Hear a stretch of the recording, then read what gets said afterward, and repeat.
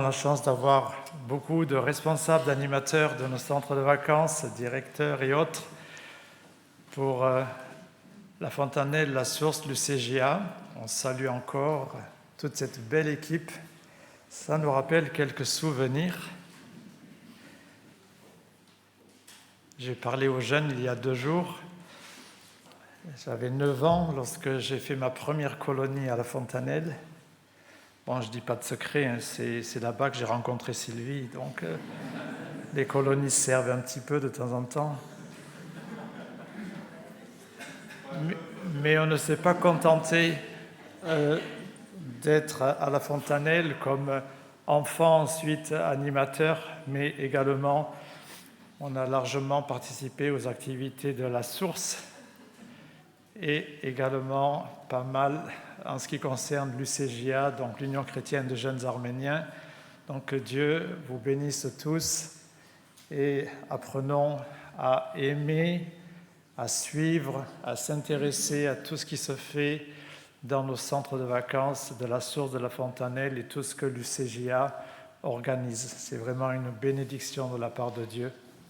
Աստվածորդնի մեր երիտասարդությունը եւ մեր բոլոր բանագումները la Source, la Fontanelle եւ մեր երիտասարդական չանից խումբերը. Aujourd'hui, nous allons entendre des nouvelles sur la mission de nos églises évangéliques arméniennes et nous avons choisi un texte ce matin dans l'Évangile selon Matthieu au chapitre 28, les versets 16 à 20 que je vais vous lire. Գարտանք ասոխոսքեն ավետարանս Մատթեոսի 28-րդ քրուղ 16-րդ համարեն մինչև 20-րդ համար. Les 11 disciples allèrent en Galilée, sur la montagne que Jésus leur avait désignée. Quand ils le virent, ils se prosternèrent devant lui. Mais quelques-uns eurent des doutes. Jésus, s'étant approché, leur parla ainsi. « Tout pouvoir m'a été donné dans le ciel et sur la terre. Allez, faites de toutes les nations des disciples, les baptisant au nom du Père, du Fils et du Saint-Esprit, et enseignez-leur à observer tout ce que je vous ai prescrit. Et voici, je suis avec vous tous les jours jusqu'à la fin du monde. » Quelle est la mission de l'Église? Cette mission, elle est une et elle est toujours la même. La mission de l'Église n'a pas changé. C'est d'annoncer l'Évangile de Jésus-Christ au monde. Ce qui change, ce sont les temps, les périodes, les lieux et bien sûr les hommes et les femmes. Il y a 3 aspects dans la mission de l'Église de Jésus-Christ pour notre monde. Premièrement, le témoignage des chrétiens dans les milieux où ils vivent, là où nous sommes. Deuxièmement, l'évangélisation, le témoignage de l'Église locale. Troisièmement, le témoignage dans des régions ou des pays plus lointains. Aujourd'hui, nous devons comprendre ce que le Seigneur Jésus a rappelé dans l'Évangile selon Marc au chapitre 13, verset 10. « Il faut premièrement que la bonne nouvelle soit prêchée à toutes les nations. » Alors, pour vous et pour moi, la mission, c'est quoi? Alors, je me souviens d'une période de ma vie lorsque, après ma conversion à l'âge de 14 ans, d'ailleurs c'est pour moi l'occasion de rappeler que c'est à la Fontanelle que j'ai donné mon cœur au Seigneur Jésus. C'était lors d'un camp d'adolescents dirigé par le pasteur Daniel Saguian. Il y a plusieurs, je vois, personnes qui étaient à ce camp en 1966. Et c'est le témoignage de 2 jeunes adolescents d'ici les Moulineaux, qui sont encore dans cette église aujourd'hui, qui m'avaient touché. Et Après avoir donné ma vie au Seigneur et après avoir rejoint un groupe d'adolescents à Marseille, à Saint-Loup, pendant plusieurs années, étant dans ce groupe d'adolescents, et j'aimerais dire une chose, c'est qu'on avait tellement la flamme de vouloir communiquer l'Évangile, parce qu'on parle de la mission, mais la mission et l'évangélisation, vous allez voir que c'est la même chose, les lieux changent simplement. On avait tellement cette flamme de parler du Seigneur Jésus qu'on prenait nos guitares et on allait sur la Canebière, vous connaissez tous la Canebière à Marseille bien sûr, on chantait des cantiques, on distribuait des traités. Aujourd'hui c'est plus compliqué de faire cela en France, mais ça se fait encore. Et lorsqu'après avoir répondu oui au Seigneur pour le servir, j'avais 18 ans, et ayant commencé mes études à Vaux-sur-Seine, à la faculté de théologie, le président de notre union d'église, qui était le pasteur Samuel Bacalian, les plus anciens se souviennent, un jour il me dit « Tu veux faire quoi plus tard ?» J'ai dit « Je ne sais pas encore, pour l'instant je me prépare pour le service, pour le Seigneur. Qu'est-ce qui te plairait ?» Alors je lui ai dit « Moi j'aimerais bien aller n'importe où dans le monde pour annoncer l'évangile de Jésus-Christ. » Voilà, c'était mon désir. Et en étant en conformité avec ce que nous avons lu, d'aller partout prêcher la bonne nouvelle. Et il m'a dit, c'est bien, il m'a dit, mais tu sais, je vais te donner juste un exemple. Si par exemple, là où tu habites, dans la rue où tu habites, il y a un incendie et les maisons prennent feu les unes après les autres, qu'est-ce que tu en penses ? Si il y a le feu dans ta maison, est-ce que tu vas commencer à aider ton voisin pour éteindre le feu ? Et je l'ai regardé, je l'ai écouté, et il m'a dit « Réfléchis bien, dans nos églises, on a besoin de serviteurs de Dieu. » C'est quelque chose qui m'avait vraiment interpellé. Et pendant que nous étions à Vaux-sur-Seine, à la faculté de théologie, un jour, en tant que président de notre union, il est venu nous visiter. Il y avait à ce moment-là mon frère Gilbert et moi-même, et je me souviendrai toujours, au moment du repas, le doyen de la faculté de théologie, M. Winston, a donné la parole au président de notre union, au pasteur Bacalian. Il lui a dit « Parlez à nos étudiants, dites-leur quelques mots. » C'était la fin du repas. Bien sûr, il a dit de bonnes choses sur la faculté de théologie. Il était content que de la part de nos églises, il y ait 2 étudiants. Et après, il leur a dit « Écoutez bien, vous devez apprendre l'arménien. » Alors tout le monde écoutait comme ça, surpris. Il dit « Mais c'est sérieux, parce que dans le ciel, on va parler l'arménien. » Alors voilà, pour ceux qui se sont mis à apprendre cette langue. Quoi qu'il en soit, nous savons une chose, c'est que le Seigneur nous appelle, et nous l'avons rappelé aux jeunes il y a 2 jours, nous appelle d'abord pour le salut, pour la repentance, pour la nouvelle naissance, et il nous appelle aussi pour le servir. Et chacun d'entre nous, à notre manière, nous sommes ses serviteurs pour témoigner de la bonne nouvelle de Jésus-Christ. Alors, si nous voulons comprendre la nature de la mission de l'Église, nous devons comprendre la nature de la mission de notre Seigneur Jésus-Christ. Jésus a vécu dans ce monde comme nous. Il a souffert, il a subi la croix pour le pardon de nos péchés. Et nous aussi, nous sommes envoyés dans le monde pour apporter un message d'espoir. Nous sommes envoyés non seulement pour chercher les pécheurs ou pour prêcher, mais aussi pour servir.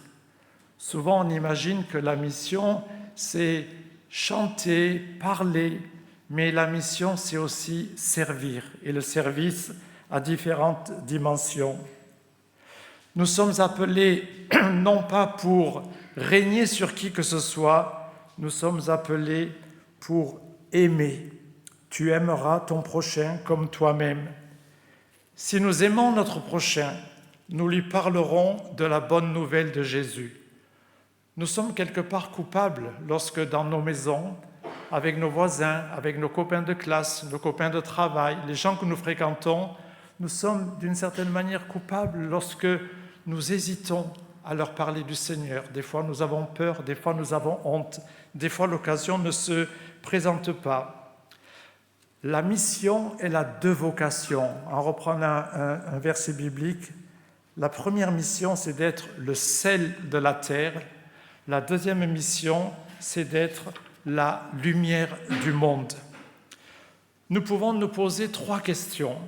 Qui doit envoyer les missionnaires ? Ensuite, qui est envoyé ? Et enfin, vers qui aller ? D'abord, première question, qui doit envoyer les missionnaires ?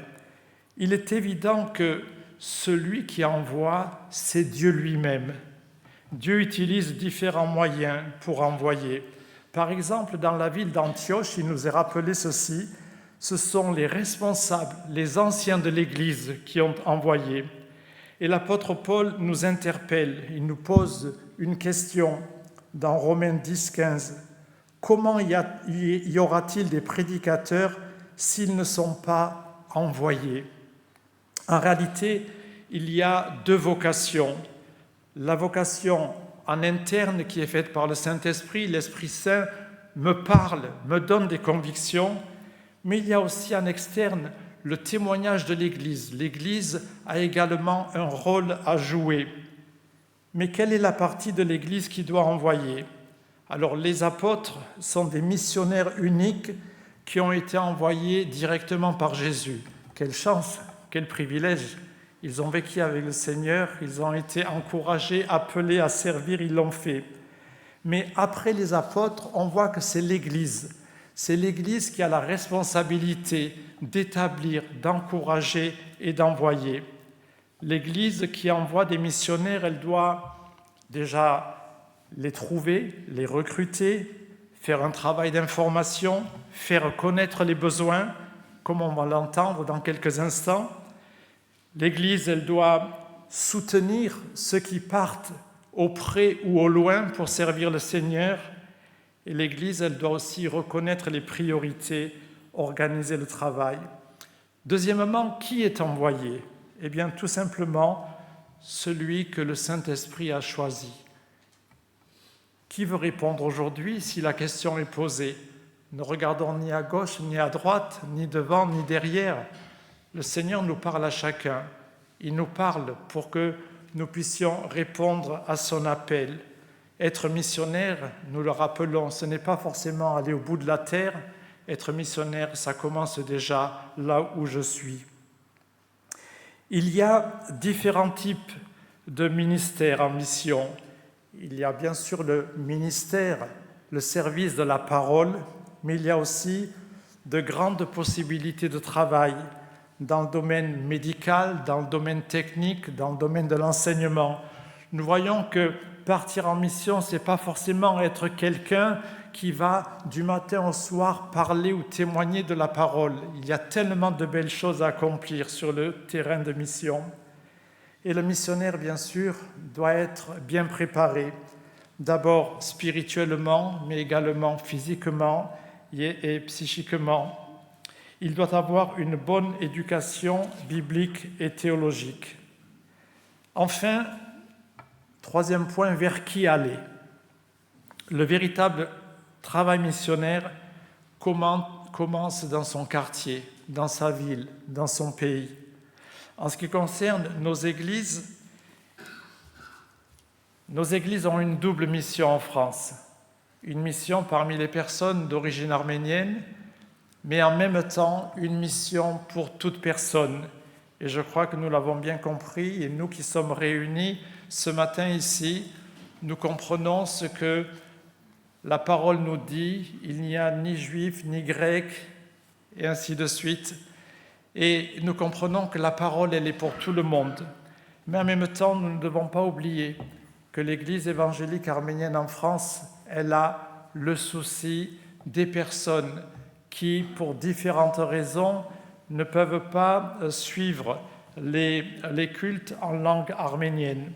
Et à partir de là, avoir le souci de ces personnes-là. Une autre question qui se pose pour nous, en dehors de ce qui se passe dans notre Église, à Issy-les-Moulineaux, à Lyon, à Valence, à Montélimar, en région marseillaise. Est-ce que nous sommes conscients de la présence de dizaines et de dizaines de milliers de personnes, voire même de centaines de milliers de personnes qui, ces dernières 20-30 années, sont venues en France d'Arménie, de Russie ou de Géorgie?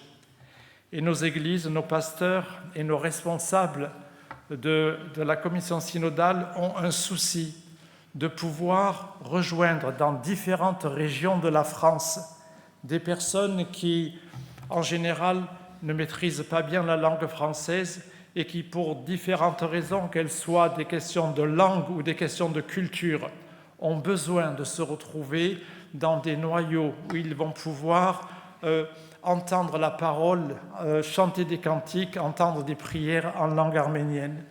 C'est en tous les cas un nouveau champ de mission qui s'ouvre pour nos églises en France et nous devons prier pour cela.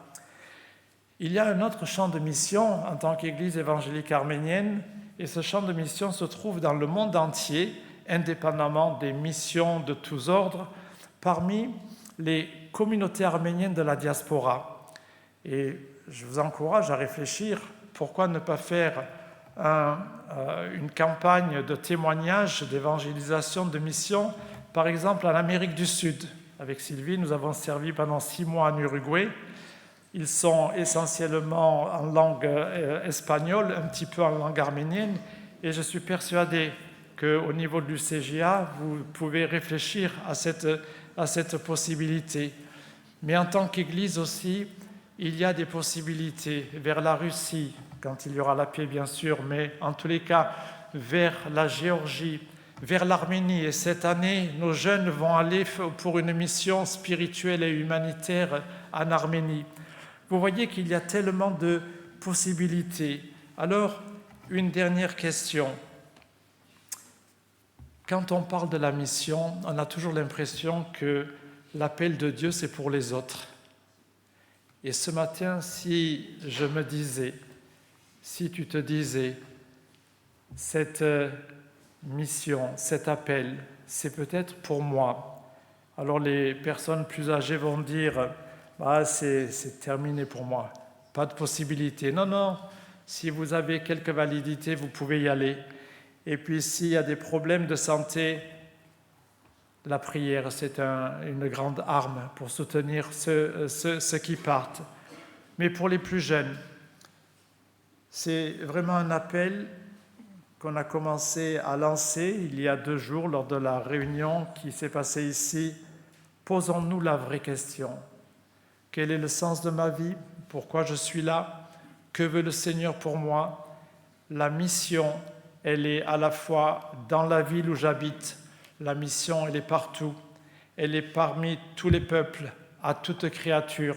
Pour le Seigneur, il n'y a pas de barrière de peuple, de langue ou de culture.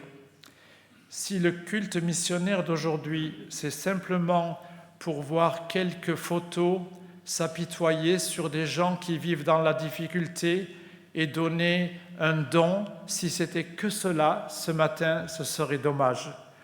Que le Seigneur permette à chacun de se poser la vraie question de mon propre témoignage, ma propre mission dans ma ville, dans mon Église et pourquoi pas ailleurs. Que le Seigneur bénisse sa parole parmi nous. Amen.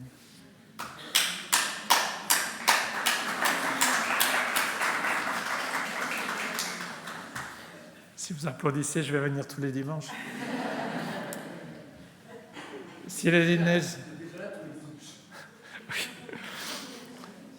Սիրելիներ, մենք գարտացինք միսիոնարական ծառայության մասին, ինչ կնշանակի եւ ինչ կուզե ասել Աստծո խոսքը։ Մենք բոլորս գանչված ենք Աստծո միսիոնարներ ըլլալու։ Հայերուն մոտ, ֆրանսացիներուն մոտ, աշխարհի ովևէ երկիր, ուր որ գարիքներ կան։ Եվ Աստծո խոսքը բարձ գխոսի մեզի։ Աստված գուզե որ մենք ավետարան դարածենք ամեն տեղ, Ամենտեղ կնշանակե թե նախ իմ դան մեջ, իմ քաղաքին մեջ, այն երկիր ուր որ գաբրիմ, նաև այն երկիրները, ուր որ գարիքներ պետք է գան։ Մենք չմոռնանք, թե եթե լսեցինք Աստծո խոսքը, լսեցինք, որովհետև մեկը մեր շրջապատի, մեր ընտանիքի անդամ, մեր ընկեր, մեր ծանոթ կամ մեր անծանոթ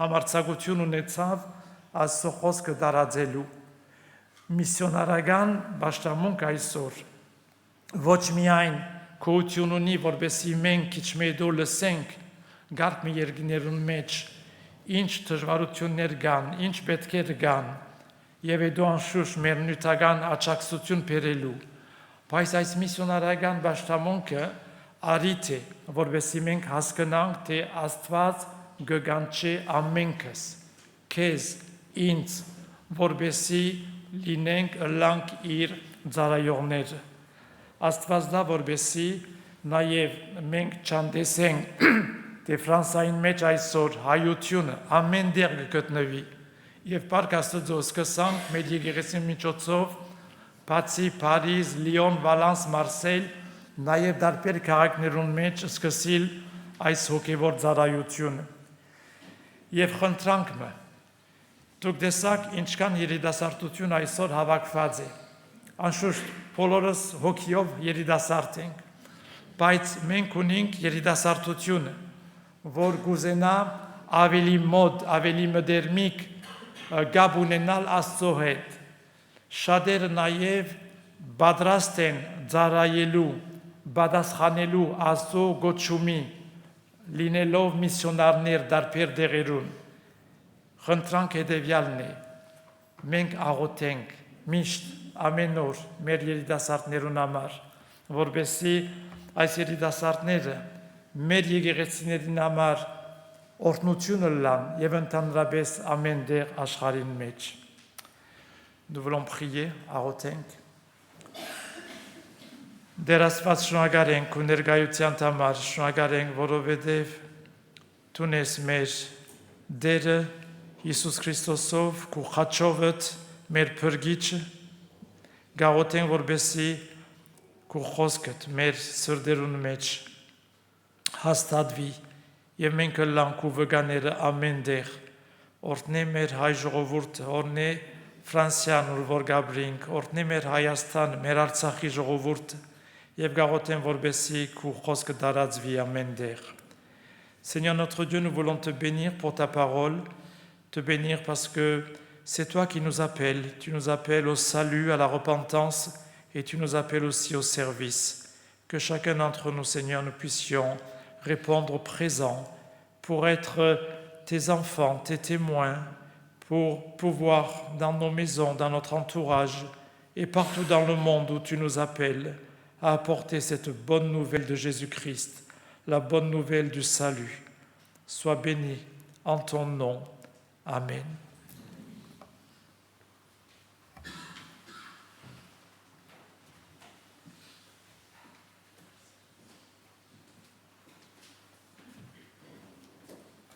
Merci au pasteur pour ce message. Chachunora Gareng, Batkamin Hamar. Je vous propose d'avoir maintenant un moment de méditation pour réfléchir à ces paroles que le Seigneur a voulu nous dire à travers ce message. Uruchan Bahme Unenang.